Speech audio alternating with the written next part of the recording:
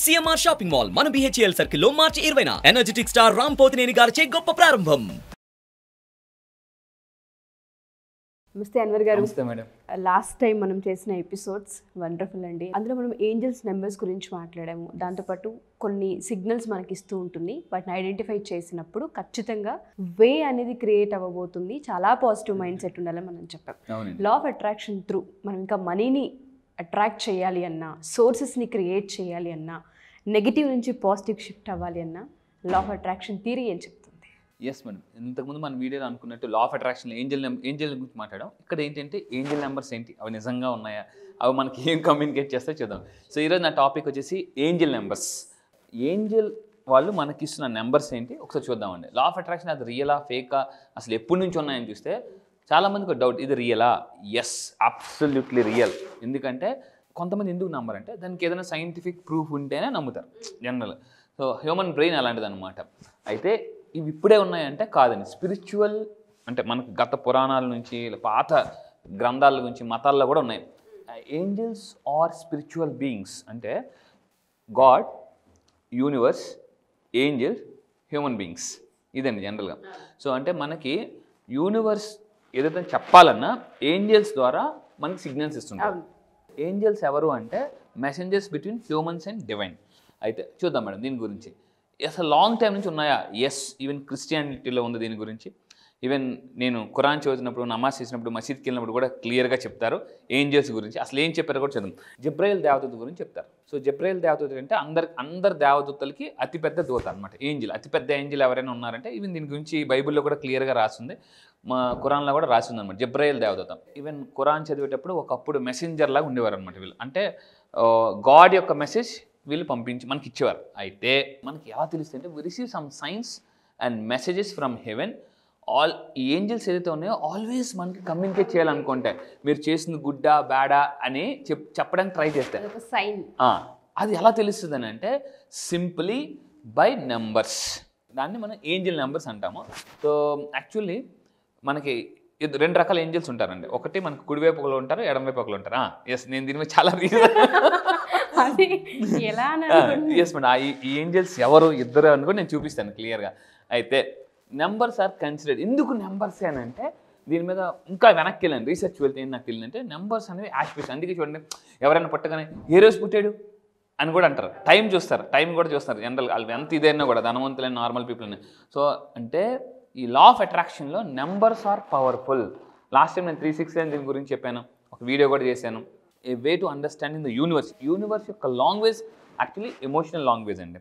And science ఎలా చెప్తుందంటే ఇప్పుడు చూద్దాం మనం. Messages from the universe communicate through numbers. ఆ నెంబర్స్ కూడా అన్నీ కాదు, కొన్ని సపరేట్ స్పెషల్ నెంబర్స్ ఉన్నాయి. అవి ఏంటంటే దీనికన్నా ముందు వెళ్తే పైథాగరస్ ఎవరైతే ఉన్నారో అతను ఒక గ్రీక్ ఫిలాసఫర్. అతను ఏం చేశారంటే దీని మీద చాలా రీసెర్చ్ చేసి ఒక ఇన్ఫర్మేషన్ తయారు చేశారు. ఒక మనిషి యొక్క కంప్లీట్గా అంటే లైక్ వ్యక్తిత్వం కానీ, పర్సనాలిటీ కానీ, మైండ్ సెట్ కానీ అతను ఎలా స్టడీ చేశారంటే name, date, place of birth. ఎవరు? పైథాగరస్. సో అంటే అక్కడి నుంచి ఇలా మొదలైంది అనమాట. దాన్ని అలా అందుకే చాలామంది ఏంటంటే మీరు చెప్తే మన మైండ్ సెట్ చెప్పేస్తారు, అవునా అవునా అవునా మనకి అనిపిస్తుంటుంది. అయితే వాట్ ఆర్ ఏంజల్ నెంబర్స్ అని అంటే అకార్డింగ్ టు IPSOS అండి. IPSOS అంటే ఏంటంటే ఇది ఎక్కడ ఉందనంటే, so this headquarters in Paris and ఫ్రాన్స్లో ఉంది. వీళ్ళు ఒక రీసెర్చ్ చేశారు ఏంజల్ నెంబర్స్ మీద. ఇది నిజం ఎంతవరకు కరెక్ట్ అని చూస్తే IPSOS అంటే ఇన్స్టిట్యూట్ ఆఫ్ పబ్లిక్ డిసాండెస్ ఒపీనియన్ సెక్టర్ సర్వే ప్రకారం వీళ్ళు ఒక పెద్ద సర్వే చేశారు. బ్రిటన్లో చేశారు ఈ సర్వే. చేస్తే 46% పీపుల్ బిలీవ్ ఇన్ ఏంజల్స్. అక్కడ ఎస్పెషల్లీ బ్రిటన్లో ప్రతి నలుగురిలో ముగ్గురు ఒప్పుకుంటారండి ఏంజల్స్ ఉన్నారు, వాళ్ళు మాకు మెసేజెస్ ఇస్తుంటారు, వాళ్ళు మాకు హెల్ప్ చేస్తుంటుంటారు. ఎలా హెల్ప్ చేస్తుంటారంటే ఒక్కొక్కరికి ఇప్పుడు మనకు 2 ఏంజల్స్ ఉంటాయని చెప్పామండి. ఒక ఏంజల్ పర్మనెంట్ ఏంజల్, ఇంకొక angel yes madam. First time ఇది నేను విన్నప్పుడు అవునా నిజమా ఏంజలా ఎక్కడ ఎక్కడ అని ఒక ఫీలింగ్ కూడా వస్తుంది. అయితే వీళ్ళు ఎప్పుడు అంటే మనం వీళ్ళతో లైక్ కమ్యూనికేట్ చేయగలగాలంటే మనం కొంచెం మెడిటేషన్లో ఉండాలి. We have to ask because energy అండి, everything is energy. Law of అట్రాక్షన్లో ఒక్కొక్క ఏంజల్ మనకు ఒక్కొక్క సిచ్యువేషన్లో హెల్ప్ చేస్తారు. అది చాలా ఇంట్రెస్టింగ్గా ఉంటుంది, చూద్దాం. అయితే we have seen a number, especially numbers ఇవి ఎక్కడెక్కడ కనిపిస్తాయి మనకి లైసెన్స్ ప్లేట్స్ మీద కనిపిస్తుంటాయి. సో 111, 222 మాట్లాడడం. సో ఫ్లైట్ నెంబర్స్ అంటే ఒకే నెంబర్ రిపీటెడ్గా కనిపిస్తుంటే ఇది నేను యాక్చువల్లీ ఇది వన్ వీడియో అండి. నెక్స్ట్ ఇంకో ఫర్దర్ చాలా వీడియోస్ చేస్తాను దీని మీద, మన ఫ్లైట్ నెంబర్స్ మీద, ఏమైనా మనం కొన్ని దాని మీద, ఎస్పెషల్లీ ఫోన్. మీరు ఏదైనా ఒకటి అనుకొని మేనిఫెస్టేషన్ చేయాలనుకున్నప్పుడు రెగ్యులర్గా మీ ఫోన్ చూస్తుంటే మనకు తెలిసిపోతుంది ఆ నెంబర్. కాకపోతే రిపీటెడ్గా కనిపించాలి. ఒక్కసారి కనిపిస్తే సరిపోదు, రిపీటెడ్గా కనిపిస్తే ఈ ఏంజల్స్ ఏం చెప్తుందంటే యాక్షన్లోకి దిగు అని చెప్తుంటాయండి. దట్ ఈస్ మన కమ్యూనికేషన్. అయితే angels always have an answer. మనకి ఇక్కడ చూస్తే అండి we all have at least 2 angels ఉంటాయి మనతో పాటు ఎప్పుడు కూడా. 2 ఏంజల్స్ కంపల్సరీగా. అవునండి. ఇప్పటికప్పుడు మన చుట్టూ ఒక పాజిటివ్ ఆరా, మీరు అన్నట్టుగానే మొబైల్ చూసినా లేదంటే కొన్ని సందర్భాల్లో ఏదైనా బై చేసినప్పుడు ఒక మెసేజ్, ఓటీపీ, ఇవన్నీ కనిపిస్తుంటాయి. తెలియకుండానే ఇది ఏదో పాజిటివ్ వైబ్. అప్పుడు మనకి ఏంటంటే యాక్షన్ తీసుకోమని అర్థం అండి. దాన్ని అలా కనిపిస్తున్నాయంటే మీరు యాక్షన్లోకి ముందుకెళ్ళండి అని అర్థం అండి. సో అయితే ఇక్కడ చూసుకుందామండి. ఫస్ట్ ఏంజల్ ఎవరు? 2 రకాల ఏంజల్. నెంబర్ 1 ఏంజల్ మనం గార్డియన్ ఏంజల్ అంటాం వాళ్ళ సర్వే ప్రకారం. ఈ ఏంజల్ అట ఎప్పుడు మనతో పాటు కంటిన్యూగా లైఫ్ టైం ఉంటారండి.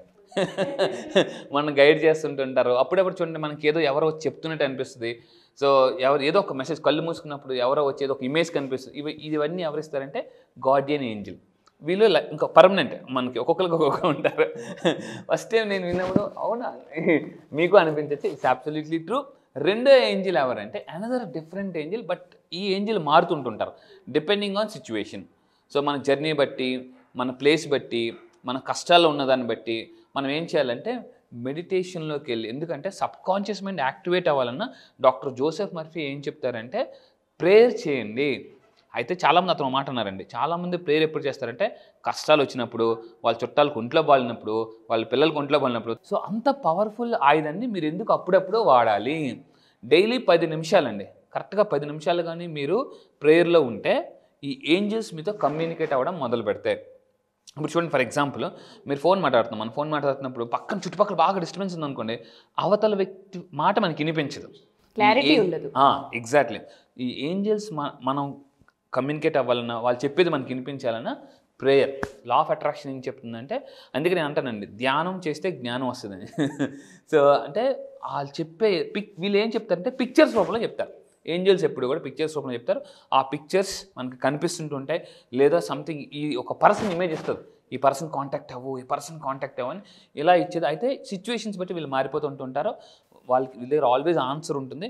మీరు ఎప్పుడైనా హెల్ప్లెస్ అని అన్నప్పుడు కంపల్సరీగా dear Angel I want some suggestion అని మీరు మెడిటేషన్లో కూర్చొని అడగగలిగితే మీరు కళ్ళు మూసుకుని అలా తెరిచేసరికి ఏదో ఒకటి కనిపిస్తుంది మీకు. ఇంకొంతమంది ఎలా ఉంటారంటే లాటరీలు, అంటే ఇలా చీటీలు వేసేసి చీటీలు నాకు ఇప్పుడు ఏదో ఒకటి చేస్తారు. ఇలాంటివి కూడా ఏంజల్ గైడ్ చేస్తుంటుంటారు మీకు. అందుకే చూడండి, కొంతమంది లాటరీ ఆడేటప్పుడు కూడా ఏం చేస్తారంటే కళ్ళు మూసుకుని ఇలాగ ఉంటారు. వాళ్ళకి ఏదో నెంబర్ వస్తుంది, ఆ నెంబర్ అక్కడ ప్లే చేస్తుంటూ ఉంటారు. సో ఇలా ఏంటంటే మనకి 2 రకాల different angels. Main second Angel అనేది కంప్లీట్గా ఏంటంటే మన సిచ్యువేషన్ బట్టి మారిపోతుంటుంటారండి. సో ఆ గైడెన్స్ని మనం అర్థం చేసుకోగలగాలి. దీని మీద ఇంకా నేను చాలా రీసెర్చ్ చేస్తున్నాను. లాస్ట్ 6 months నుంచి రీసెర్చ్ చేస్తున్నానండి. ఇది నిజమా అబద్ధమా? ఎందుకంటే కొంతమందికి 311 కనిపిస్తే ఒక మేనిఫెస్టేషన్ అవుద్ది, 333 కనిపిస్తే ఒక మేనిఫెస్టేషన్ అవుద్ది. బట్ ఒక్కొక్క నెంబర్కి ఒక్కొక్క ఇంపార్టెన్స్ ఖచ్చితంగా ఉంది. బాగుంది. దాని మీద నేను ఇంకొక వీడియో కూడా ఇస్తాను.